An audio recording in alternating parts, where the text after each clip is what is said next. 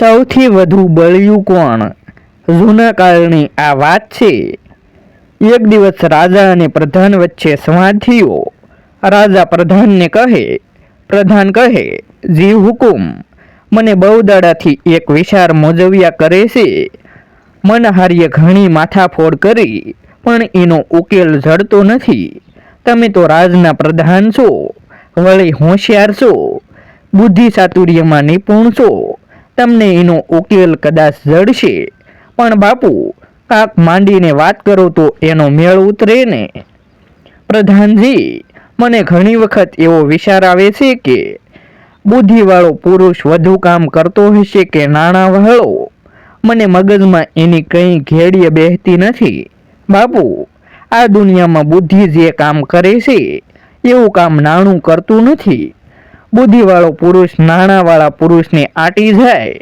આ સાંભળીને રાજાની ભ્રુકુટી તીરની જેમ સડપ લેતી ચણાઈ આવી. સાવ ખોટી વાત છે. આ દુનિયામાં નગદ નાણું જે કામ કરે એ કામ કરવા બુદ્ધિ બહેર મારી જાય છે. પ્રધાને બે હાથ જોડીને કહ્યું, બાપુ માફ કરજો, હું આપની વાત હારીએ સંમત થતો નથી.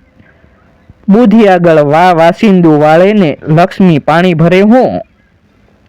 તો પ્રધાનજી, મને વાત સાબિત કરી બતાવો. કાલે સાંજે ઠાકર મહારાજની આરતીનું ટાણું થાય, એ મોર્ય તમે ચિંતવેલો બુદ્ધિવાળો પુરુષ હાજર કરો. હું નાણાંવાળો પુરુષ ગોતીને હાજર કરું છું. બેયને આપણે પરમ દિવસે સવારે દિલ્હી પરીક્ષા માટે મોકલવા છે. રાજાની આ વાત સાંભળીને પ્રધાનની મતિ મૂંઝાઈ ગઈ. એ મનોમન બબડ્યા, હું ક્યાં અહીં આવીને ભાલીએ ભરાણું? મારી બેટી ભારે થઈ ગઈ. હું બુદ્ધિવાળો પુરુષ ગોતવા શાહ જઈશ. જીને તેને ગોતી લાવું તો એ વળી દિલ્હી લગન જવા સાબદો થાય કે ન થાય. આ તો રાજા વાજાને વાંદરા. આ મનમાં ગડથલ કરતા પ્રધાનજી ભારે પગલે ઘરના ઓરડામાં દાખલ થયા. બાપના મોઢા પર ચિંતાની ઢીસડિયું રમતી ભાળીને 16 વર્ષ ઉતરીને 17મું બેસવા છે એવો પ્રધાનનો પુત્ર બુદ્ધિલાલ બોલ્યો, બાપુ, કોનો કો પણ આજ તમે કંઈક ઊંડા વિચારમાં ડૂબેલા છો. તમારે માથે કંઈક આફત આવી જઈ લાગે છે.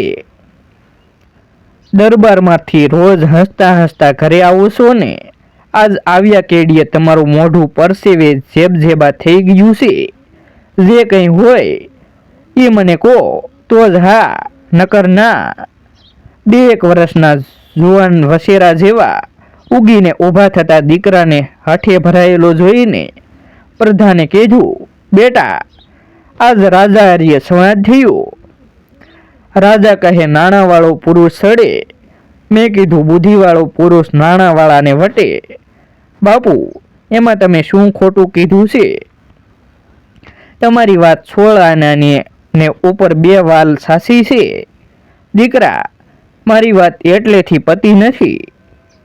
રાજાએ કાલ સાંજ સુધીમાં એવો બુદ્ધિવાળો પુરુષ કચેરીમાં હાજર કરવાનો હુકમ કર્યો છે.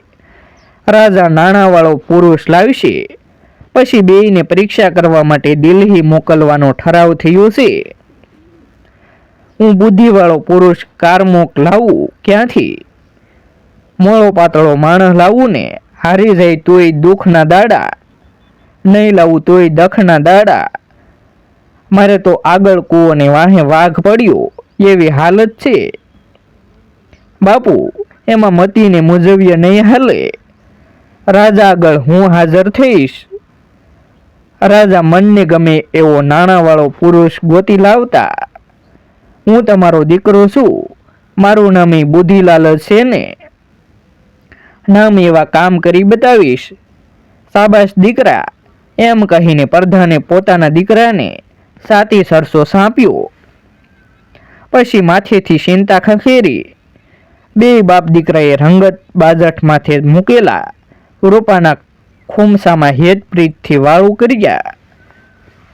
રાત ભાગી માથે પગ લઈને બરાબર બીજે દિવસે સાંજે ઝાલર ટાણે પ્રધાનજી પોતાના પંડના પુત્ર બુદ્ધિલાલને લઈને રાજાની કચેરીમાં હાજર થયા. રાજાએ ગામના નગર શેઠ હીરાચંદના દીકરા સોમચંદને કચેરીમાં તેડી મંગાવ્યાને કીધું, સોમચંદ શેઠ, તમારે પ્રધાનના દીકરા બુધીલાલ હારીએ દિલ્હી જવાનું છે. ભલે બાપુ, એથી રોડું બીજું શું? આપ જે કામ સીનશો એ ભલી પેર પાર પાડીને બે પાછા આવીશું. રાજા કહે, બહુ જાજુ કામ નથી. હું આપું એ બીડો લઈને તમારે દિલ્હીના બાદશાહ આગળ હાજર થવાનું છે અને બાદશાહને હાથોહાથ બીડો આપવાનો છે. નમણી નારીના માથેથી ઓઢણું સરી જાય ને રૂપાળું ગોરું ગોરું મોઢું દેખાઈ જાય એમ પૂરવમાં કેસરિયા રંગના સૂરજે કિલકિલાટી કરી છે. અસોડવા દી સડ્યો ત્યારે બુધીલાલ અને સોમચંદ શેઠ રાજાનો બંધ બીડો લઈને દિલ્હીના બાદશાહ પાસે જવા નીકળ્યા. એક પછી એક ગામ, ડુંગરા, ગાળિયું, નદીઓને અડાબીડ ઝાડિયું વળાટતા બે વહ્યા જાય છે. જતા જતા માર્ગમાંથી મોટું શહેર આવ્યું. બે ભૂખ્યા ડાહ જેવા થયેલા એટલે નાસ્તો કરવાનો વિચાર કરવા લાગ્યા. એવામાં સુંડલાવાળી બાઈ દાડમ વેચવા નીકળી. સોમચંદ શેઠે દાડમ તોળાવ્યા ને પૈસા આપ્યા. શેઠે તો કોઈ દી ભૂખ વેઠેલી નહીં એટલે એમને તો પેટમાં ગલુડિયા બોલતા હતા. સોમચંદે સડપ લેતું દાડમ ભાંગ્યું.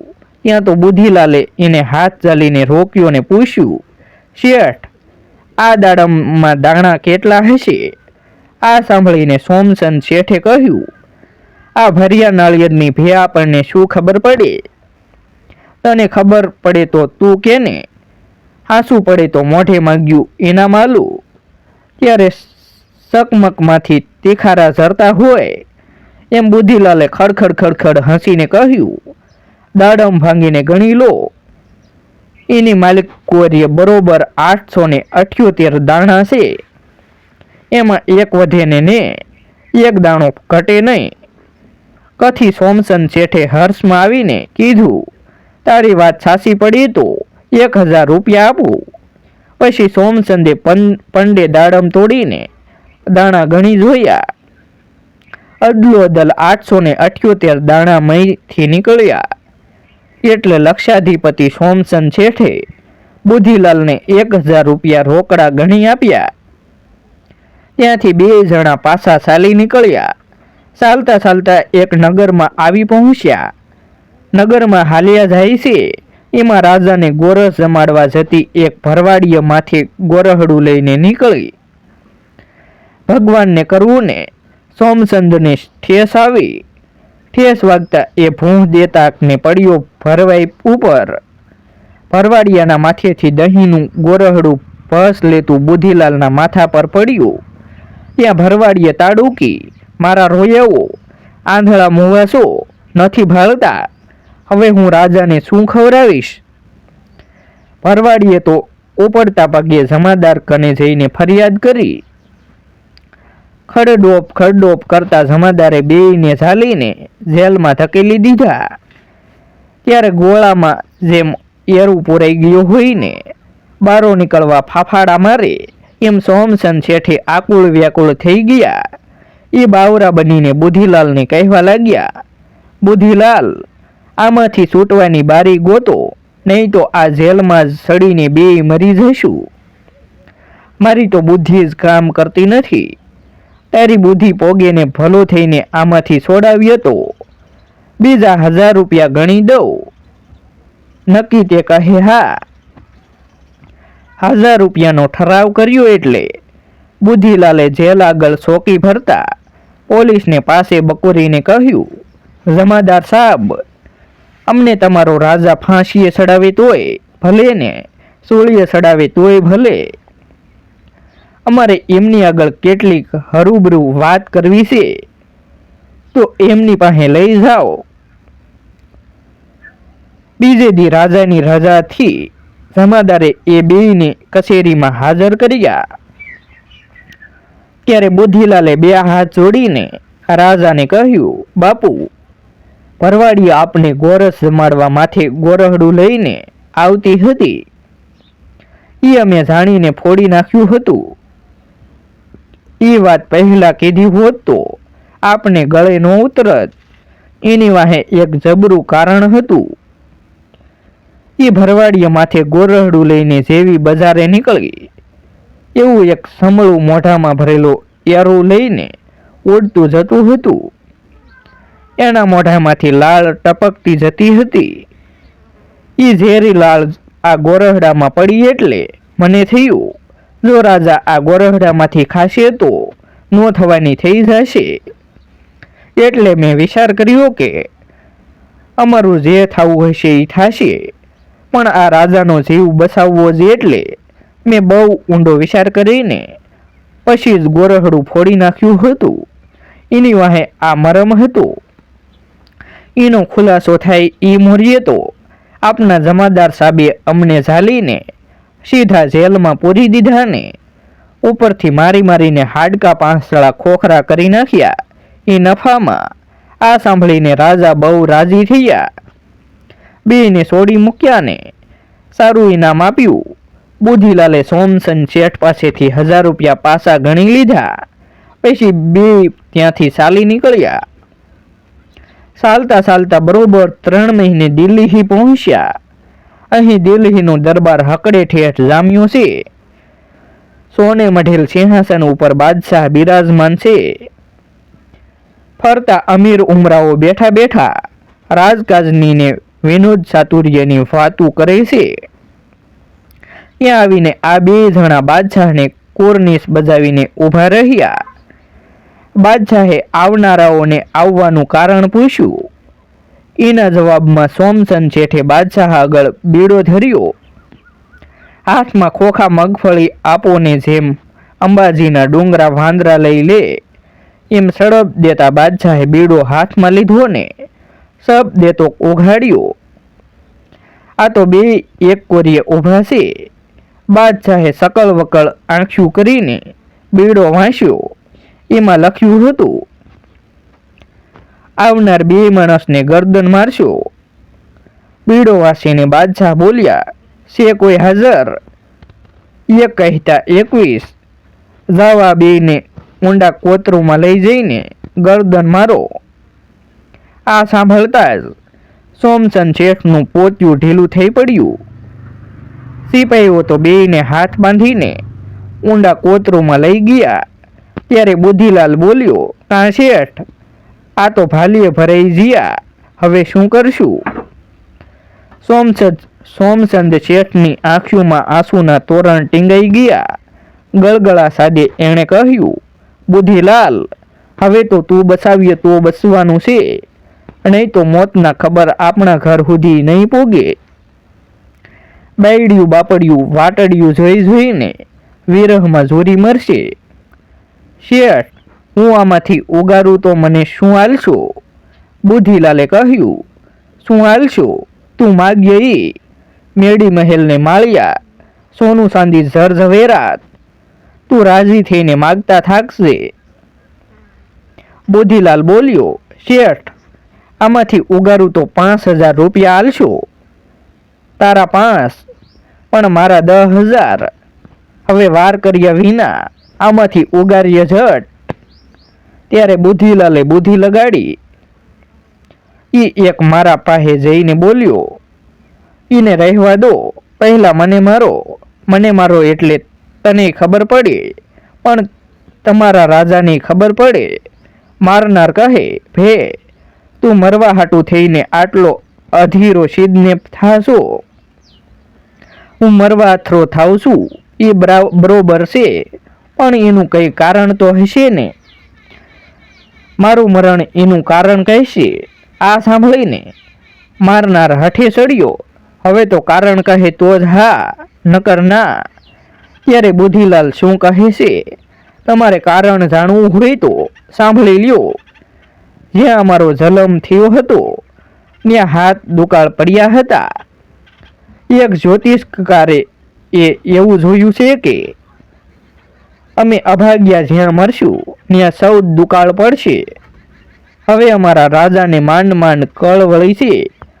ત્યાં તમારા બાદશાહ બહુ સડ્યા છે તે એમને હેઠા બેહારવા અમારા રાજાએ અમને મરવા માટે અહીં બીડો લઈને મોકલ્યા છે.